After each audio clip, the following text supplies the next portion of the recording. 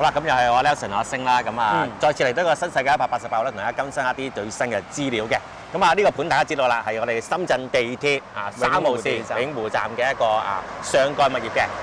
咁所有地方咧就有天橋連廊咧連通晒呢個項目嘅。重點我哋發展商係新世界，新世界中國、新世界發展咁我哋可以邊行邊講下，好冇？咁地鐵口係邊個咧？就係呢個 A1 出口A1 出口咧就可以直接落到呢個地方噶啦。咁當然啦，到時咧就唔使落到地面㗎，因為咧其實已經預留咗個接駁位㗎啦。係天橋度係啦，會有一條喺2樓嘅天橋咧，直接會駁翻入我哋所有嘅地塊。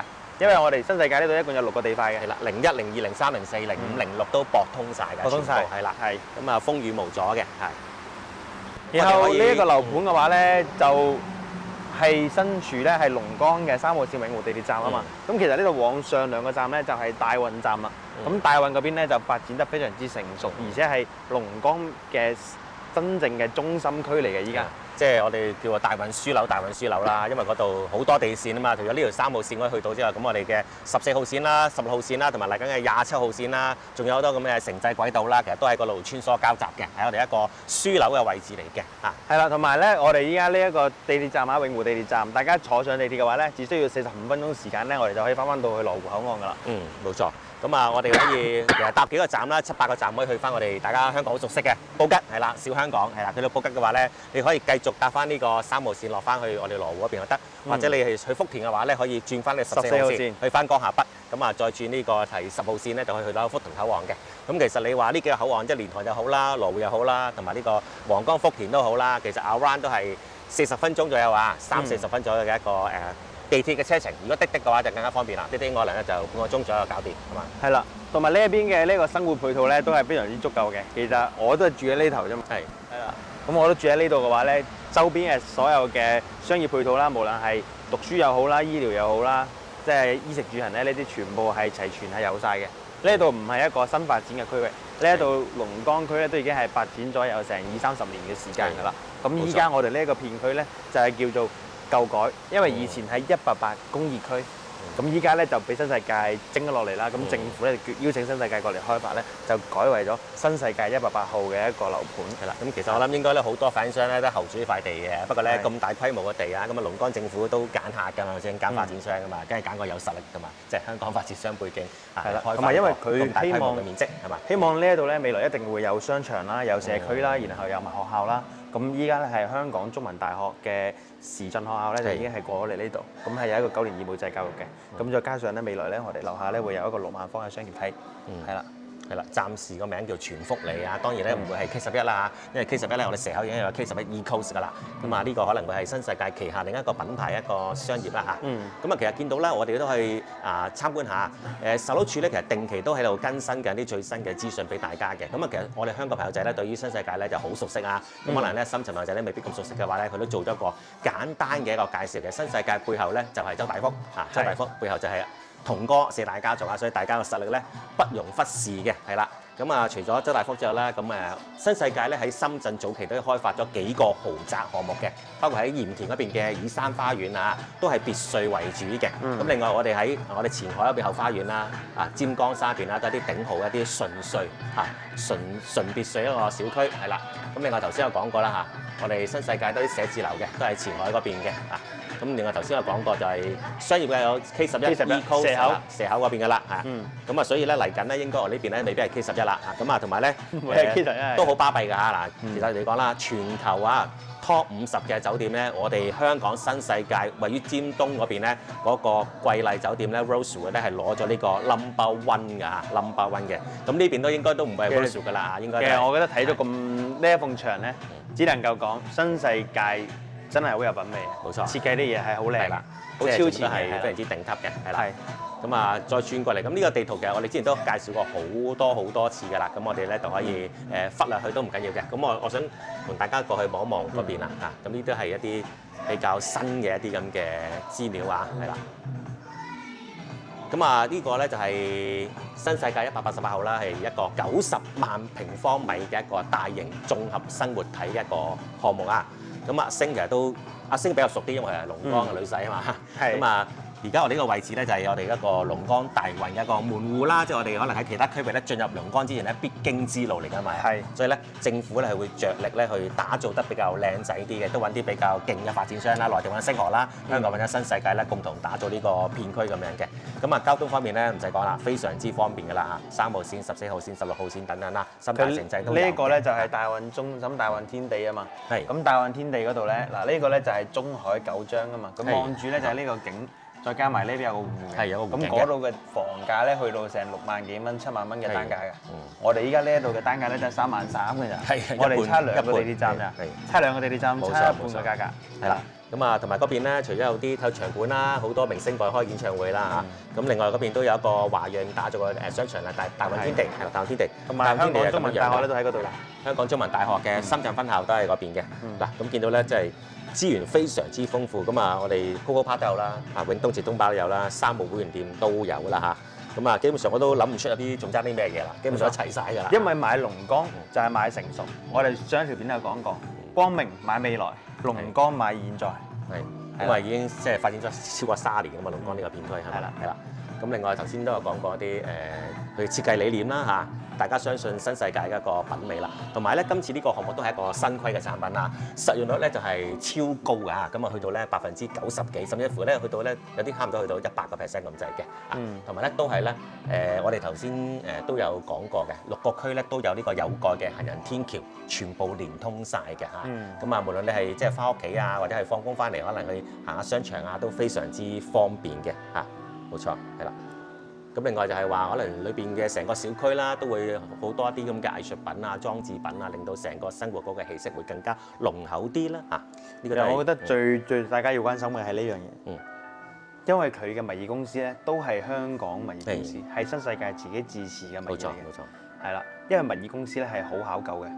其實我哋點解會見到羅湖口岸有啲樓？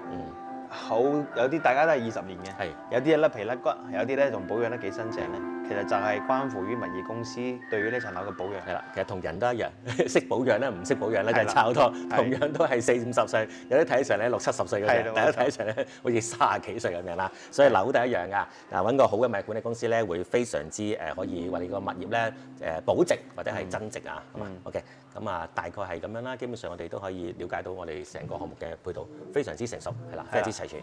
同埋呢一度咧就嗱。我哋依家同大家去睇下個戶型示範單位，呢一度咧係一個新規戶型嚟嘅，76方可以做到3米幾嘅客廳，3間房，再加埋一個大廁所，有埋露台。係啦，咁啊事不宜遲，我哋上去睇一睇，好唔好？好啦，咁啊上到呢個咧就係76平米嘅一個樣板房啦。咁啊呢個係一個露台，咁就係而家在售中咧3棟2單元咧，呢個朝向咧都係東北嘅，係06、07單位都係朝翻東北嘅嚇。咁啊景觀咧可以問阿星到時攞嚟睇睇，因為阿星會飛好多航拍俾大家睇嘅。係，OK。咁啊入翻客廳，客廳就係一個3.3米嘅開間，係啦，正常發揮啦。70幾平米嘅話咧，3.3米都算可以。可以啦，都算可以啊，係啊，係啦。咁啊好市正嘅。當然咧，其實唔止咁闊㗎，因為我哋做咗好多啲 feature wall 形象牆嗰邊都係啊。其實實際上會更加闊啲嘅。我哋去到睇嗰個咧就係實體樓嘅一個實地板房咧，更加闊啲嘅，係啦。咁啊，呢度就係餐廳啦，係啦，客餐廳一體嘅，冇錯，係啦。咁就而且呢度好多位置可以做多一個排餐邊櫃啊，或者係鞋櫃等等嘅嚇，呢度可以做多一排嘅啊。咁雖然佢門口都有位置預留翻俾大家啊，見到啦，呢度係有預留位置做一個鞋櫃嘅嚇。當然交樓標準唔係咁樣㗎嚇，係交樓冇嘅，交樓冇嘅係。咁啊，正常嘅入戶門啦，我哋嘅智能門鎖啦，都係呢個松下 Panasonic 嘅牌子。我哋講好多次，新世界好中意呢個牌子㗎，唔知點解，可能係簽咗戰略合作。係啦，可能係都係香港人比較熟悉嘅牌子啦，或者係。咁其實呢個位咧都係預留好嘅，到時你都可以學佢咁樣做個細嘅餐邊櫃都得嘅。係啦，咁啊入到嚟個廚房咧就係2個人係啦，中規中矩啦嚇，因為都係睇餸食飯啫，76平米都做得一個咧 U 型嘅一個廚房嘅。咁啊正常永遠都唔會打晒交嘅。係啦，咁你正常喺度沖咖啡，我喺度炒嘢，呢個喺度洗菜嘅話咧，其實都唔會。3個人都得喎，如果係咁。 3個人都可以㗎嚇，即係唔係太大嚿嘅話都可以嘅。係啦，咁啊呢邊都有個窗嘅，可以出邊嗰個咧就神秘空間，一個隱藏嘅空間咁樣嘅嚇。咁啊基本上膠標就好靚仔嘅，而且膠標方面咧都會用翻呢個西門子 Siemens 嘅抽油煙機、明火嘅煮食爐同埋洗碗機。係啦，洗碗機㗎，佢係 upgrade 咗係一個洗碗機嚟嘅。咁啊雪櫃就喺呢個位置㗎嚇。佢就預留咗個空間咯，就唔係做咗個隱係啦，藏式嘅。佢就唔係送呢個俾你，但係咧就預留咗個位置俾大家擺雪櫃，係擺廚房裏邊嘅嚇，按翻香港人嗰個生活習慣去設計嘅嚇。呢個76方我諗喺香港都好少見得到啩。係啦，都有，因為香港都係比較偏緊湊型為主，係啦。咁但係內地咧就深圳嚟講真係極之罕有啊，即係極之罕有，好少76平米做到3個房。一般內地最關鍵咧，中山珠海都起碼80平米做2房啦，差唔多。佢永遠76方咧都會有一個某個地方會有個缺點嘅，但係咧我哋都唔知道呢個缺點係乜嘢，唯一可能就係咧少咗個廁所，得一個廁所。係冇錯。但係呢個廁所好大㗎喎。係啦，嗱呢個廁所你可以睇到，我同阿星入咗嚟嘅話咧，嗱當然我哋唔會同一時間喺度屙屎同埋喺度查啦，咁啊比較尷尬啲。嗱咁但係嚟講，我哋話俾你聽個空間係夠啊！嗱呢度座桶即係坐廁啦，空間夠嘅。我呢度咧，你無論點樣洗面都好啦，點樣潑都好啦，都冇問題嘅。你可以做個大啲嘅洗手盤，係啦。其實佢到時交付標準咧，同呢個佈局係一模一樣嘅。係啦，咁同埋佢呢個我哋叫做企缸啦、淋浴嘅位置啦，都係闊落嘅嚇，見到，咁可以伸直手都冇問題嘅嚇。而且佢可以喺後面咧就擺翻一啲沐浴露啊、嗰啲架咁樣，係都唔阻你嘅。係啦，咁呢個係一個示範單位用嘅一個牌子啦。咁啊現場嘅話咧，全部用翻呢個 Cola，即係 Cola 呢個牌子嘅。咁啊淋浴地方咧，出邊嗱呢個啦有個隱藏空間㗎嚇，呢個空間咧到時嚟講佢唔係密封嘅，欄杆為主嘅，鐵欄杆為主嘅。咁啊一般嚟講就可能係放翻啲空調外機啊，或者係你擺雜物啦，擺雜物啦，或者你想曬衫咪喺度曬埋衫都得嘅，上面。係啦，上面都可以安翻啲曬衫架喺度晾衫都 OK 嘅。因為其實呢啲單位咧，你可以選擇翻咩咧？選擇翻即係你自己長住嚇，你就可以選擇翻大金空調啦，咁樣就一拖四。一拖四嘅話咧，你就一台主機擺喺度就得㗎啦。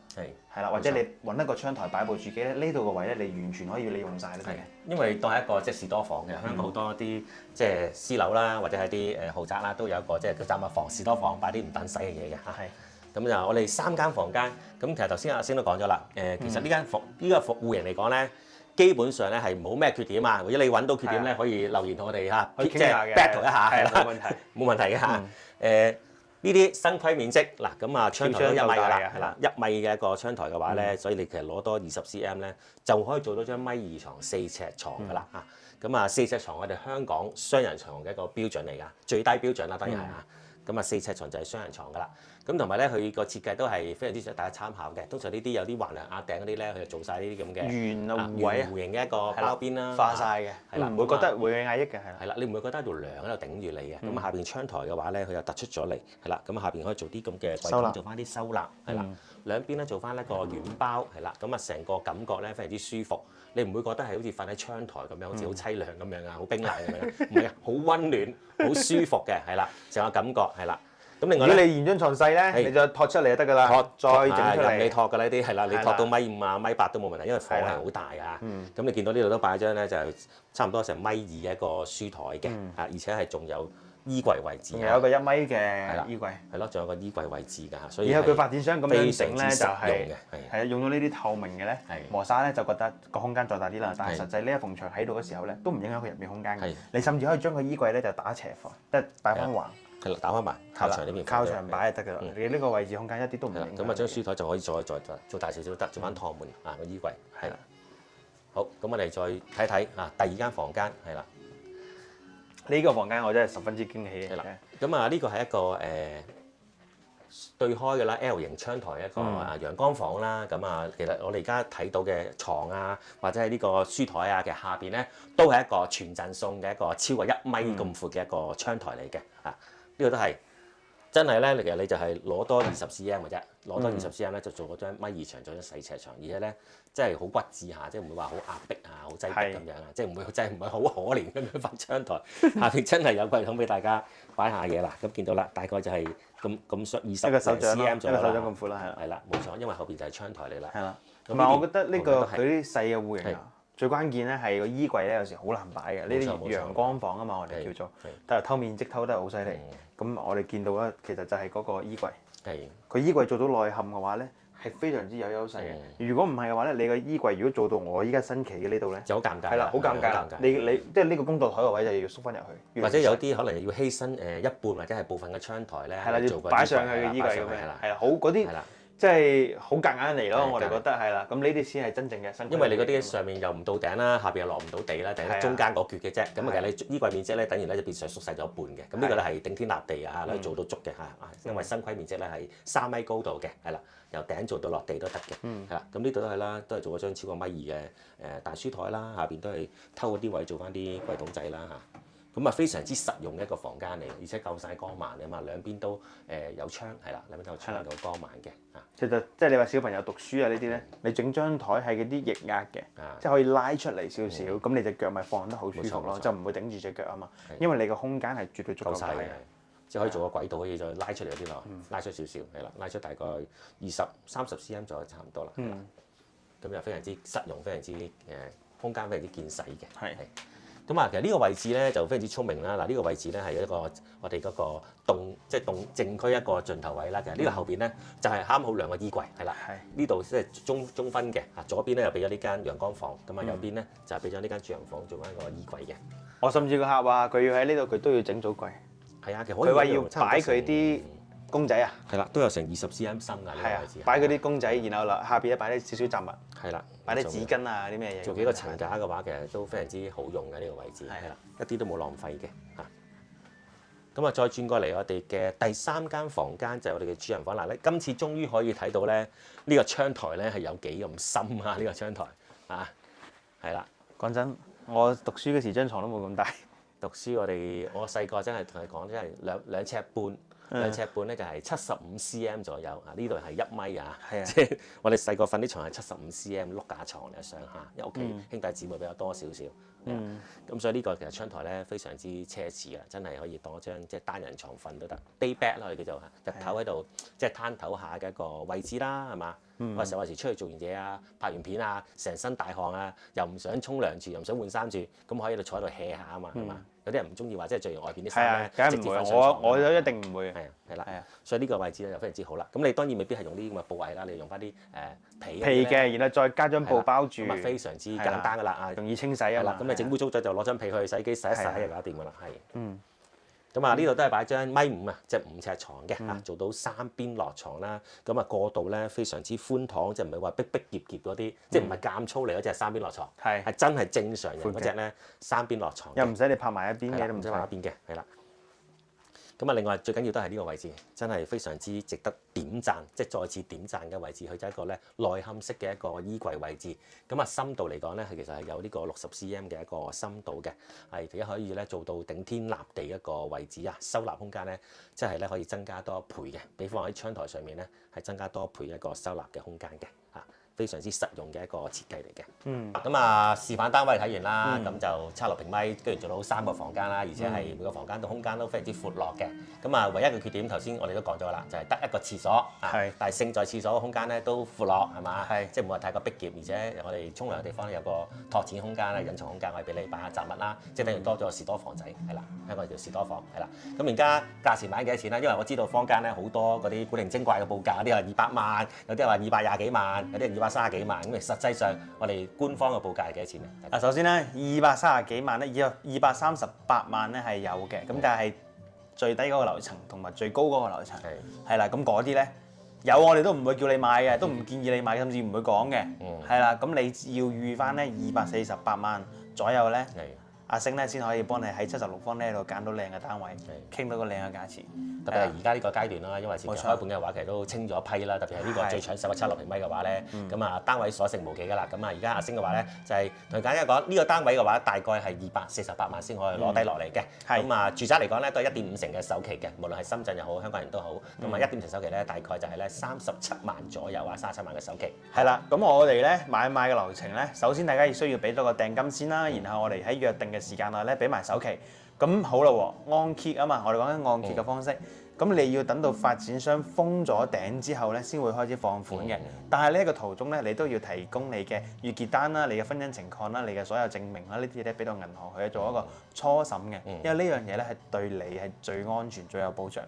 咁我哋啱先講到呢一個戶型咧，得一個缺點就係得一個廁所。咁同埋成個樓盤咧都有一個缺點嘅，就係佢嘅樓花期咧比較長啲嘅。冇錯。咁但係啊嚇，依家大陸嚟講，大家比較少見到一啲爛尾樓嘅情況出現㗎啦。咁主要嘅原因咧就係政府對呢樣嘢咧監控係非常之嚴格嘅，所以你嘅首期款咧轉入去都係資金監管賬戶嘅，係喐唔到嘅。發展商要封咗頂之後咧，先可以去用呢一筆錢，銀行先可以放款俾發展商。咁其實發展商封咗頂之後咧，剩低嘅都係外牆體同埋裝修，呢啲都係好少錢㗎啦。係啦，咁政府咧都已經係有一筆資金咧，甚至可以幫大家兜底嘅。其實大家依家之前成日聽到嚇死人嘅嗰啲咧，即係碧桂園恒大咧，其實依家都有陸續交樓。當然個質量咧就同佢當時應承落嚟嘅咧就有啲差距，偏差，但係起碼係收到層樓翻嚟。因為嗰時係保交樓啊嘛，即係保證交樓俾你，但係當然可能個同當時發展商承諾嘅話有啲出入啦，有啲差距啦嚇，品質方面係啦。咁啊，而家啲錢都係翻監管帳號嘅，咁啊發展商係唔可以立亂去用嘅。咁啊，另外就話我哋嘅品牌咧好緊要，我覺得香港人咧好信你品牌嘅，新世界呢個品牌，周大福呢個品牌，相信係值得大家去等待呢年零兩年嘅時間，同埋呢個位置咧係成個龍崗區嘅一個門戶嚟㗎嘛，係中心係啦。咁所以話無論係我哋深圳市政府好或者龍崗區政府都好啦，一定係重點。要打造關注地方嚟，要打造地方嚟嘅，一定係打造好靚仔嘅，所以咧先揾咗兩個龍頭過嚟啫，一個就係新世界，一個係星河，一個係深圳龍頭星河，兩個龍頭一左一右咁去打造呢個門戶嘅片區，所以大家係可以放心去等呢年零兩年嘅。同埋先頭都講咗啦，嗱唔係話即係買樓要即刻供樓嘅，啲朋友真係好驚話我而家買樓。轉頭咧，我可能我本身租緊樓又要交租，我又要供樓，咁兩邊咁好吃力喎，好大負擔喎，咁其實唔需要㗎嚇，咁你要等個工程進度咧去到封一頂，係啦，最快都要年底或者係明年年初封一頂，銀行放款之後咧，你先至去還嗰個房貸嘅，係呢個房貸嘅。咁當頭先都幫大家計一計啊，如果係按248萬去買嘅話咧，一成半首期係37萬嘅話咧，咁大概咧你每個月供咧係9000蚊嘅人民幣啊，9000蚊嘅人民幣左右。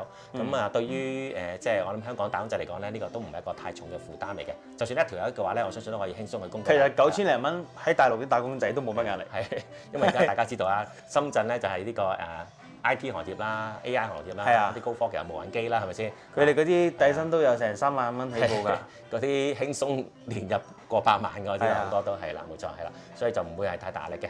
咁啊，所以呢個樓盤係點解咁暢銷嘅一個原因嚇，係嘛？咁啊，如果大家有興趣想嚟呢個項目睇樓嘅話咧，我哋就建議可以提前咧同阿星聯絡一下，了解下。